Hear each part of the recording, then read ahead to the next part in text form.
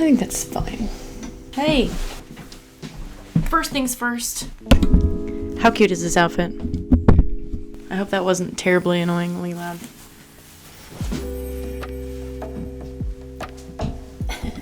Okay, I'm back. I don't know where to begin these anymore. A couple months ago, I had a video do really well.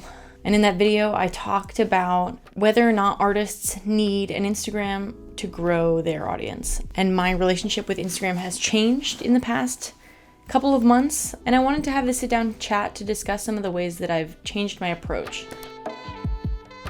I think there's so many good things about social media, like connections and potentially inspiration, but I think in the same breath, there are so many nefarious things about Instagram and insidious ways that it gets into your life and kind of reworks the way that you make things.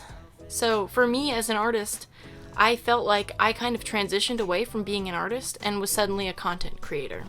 At the time of filming my last video about Instagram, I deleted my Instagram account. I was over it. I also had used my Instagram to build an entire business. And if you were on the internet just early October, you probably noticed that Instagram went down, along with all of Facebook's other websites and apps like Facebook, WhatsApp, all those things. Whatever, we could dive into lots of things there.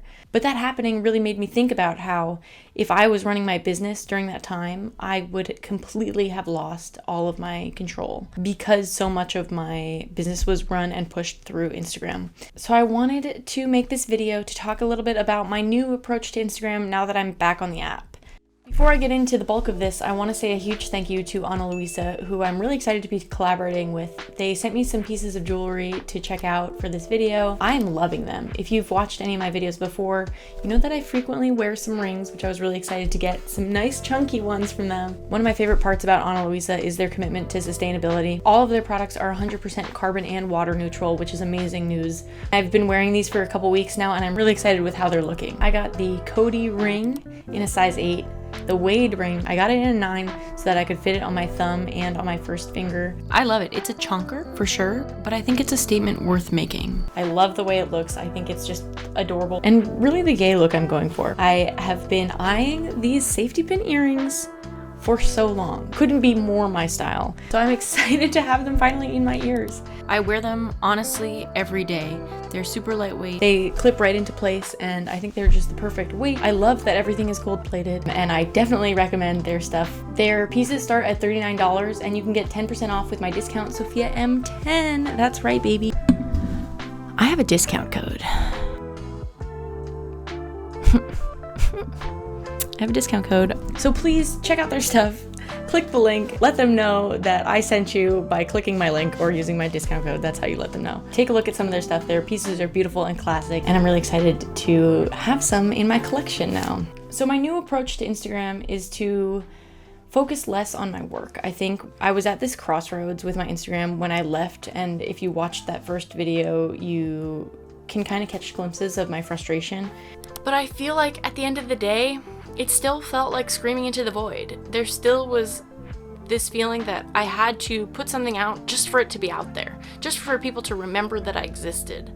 And I don't know if that's really worth it to me. I took over 6 months off of Instagram, and when I came back, I was surprised because a lot of what I had posted before I had left was a lot of work and my creative projects. And after not posting for so long, those things sat at the top of my feed like my portfolio. And even though they didn't do well as individual posts when I posted them, which was what ultimately was the frustrating experience that led me to not want to post on Instagram anymore, people saw them as my work. And so my relationship with Instagram kind of changed. In my last video, I talked about I don't frequently get clients and projects from Instagram directly, which is still true, but I'm starting to learn the importance of having things on a profile just in case. But I think I've reached the point now where it really is important to make sure that my Instagram is a reflection of me as a person and not just a product of my art. And I think that's partially because for me as an artist, I'm trying to make sure that my personality is included in that. And that's why you see my face on this YouTube channel. And I think that's a big part of me and my work and the kind of self-brand that I'm looking to develop, I guess. So, who are some creators that I'm really looking at right now to try to understand how they integrate their art and their work together? I'm a huge fan of Meg Lewis. I'm a huge fan of Deanna of Koval. I think both of them do a really great job of bringing their personalities into their work and making sure that their accounts are just as much about them as they are about the things that they make. And I've also been really inspired by Andy J. Pizza, who, if you're not familiar with the Creative Pep Talk podcast, he is an incredible speaker and just has some really great insights about taste and talent and honing your work and focusing.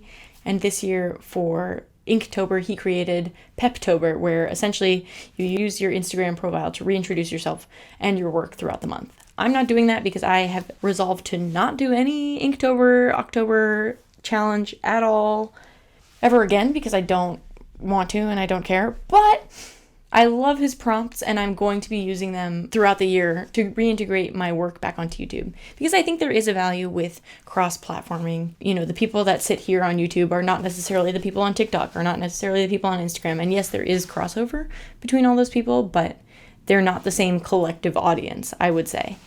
So all things considered, I'm pretty excited. I think when I left Instagram kind of in the throes of the pandemic, I was frustrated and I felt like I couldn't escape. And now I'm trying to come at it with a much more focused approach about the fact that it doesn't really matter. And I'm not trying to use it to get clients. That's probably also the biggest thing, is that my clients seem to come from word of mouth, so I'm just trying to be good at my work, and then the people that see it and talk to me about it later refer me to things that end up panning out. So, hate to say it, but networking does it again. And I think also because I'm still in the point of figuring out where my Instagram is gonna go, I don't really have a formula to share, but I want to share that I'm on the path, and hopefully if you have any tips or ideas about how you've kind of redirected your Instagram to be less of a toxic experience for you, please let me know in the comments. I'd love to know. And please be sure to check out Ana Luisa for some of their jewelry. If you like wearing rings, necklaces, earrings, I'm not a big bracelet girl, but rings, necklaces, and earrings are my chef's kiss for me. They have great sustainable pieces that you, once again, can get a discount with my referral code. I'm not letting YouTube get to my ego, not even a little bit. I'm gonna let it get to my ego just a little bit. Thank you so much, Ana Luisa, for these pieces. I'm really excited to be working with you guys. Thank you all for watching. I hope you don't hate Instagram. That's what I hope this week. I hope I don't hate it either. But also, let's figure something else out. You know what I mean? Coders, where you at? Let's make a cool artist hub. Let's make a cool artist website. There's a reason I'm not doing that. I love you so much. I'll see you in the next one. Bye.